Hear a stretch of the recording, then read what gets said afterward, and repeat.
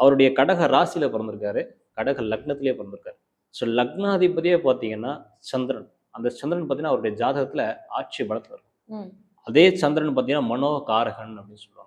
சந்திரன்னாக்கா மன வலிமை அதிகம். ரொம்ப ம். மன வலிமை யார் அப்படின்னாக்கா, இளைய தளபதி விஜய். ஓகே. ஸோ அவர் கூட இருக்கக்கூடிய நட்பு உறவுகள், சக நடிகர்கள், ஏன் அவங்களுடைய பேரண்ட்ஸே பார்த்தீங்கன்னா, தளபதி சார் அப்படிங்கிறவர் வந்து தளபதி என் மகன் அப்படின்னாலே ஒரு ஒரு தனி கேரக்டரு. ரொம்ப சாஃப்ட்டான ஒரு டைப்பு. ஆமா. ஸோ அதேபோல கரெக்ட்டா டைமிங்னா டைமிங் ஃபாலோ பண்ணுவாரு. ஸோ ரொம்ப பேச மாட்டாரு. ஏன்னா, அவருடைய மனது வந்து பெரிய கோட்டை அவருக்கு இருக்குது. ரொம்ப மன தைரியம் அதிகம். அதனால தான் வந்து இந்த சினிமா துறையில வந்து அவர் எடுத்த விஷயம் எந்த படத்த எடுத்தாலும் அதில ஹிட் அடிக்காம விடமாட்டார்.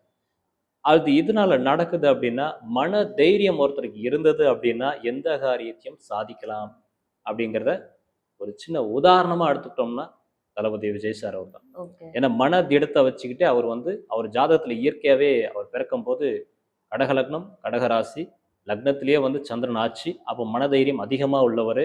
தன்னுடைய அ எண்ணங்கள்லாம் வந்து ரொம்ப பிரம்மாண்டமா திங்க் பண்ணக்கூடிய ஒரு பெர்சன் அப்டின்னாலே தளபதி விஜய் சார் தான்.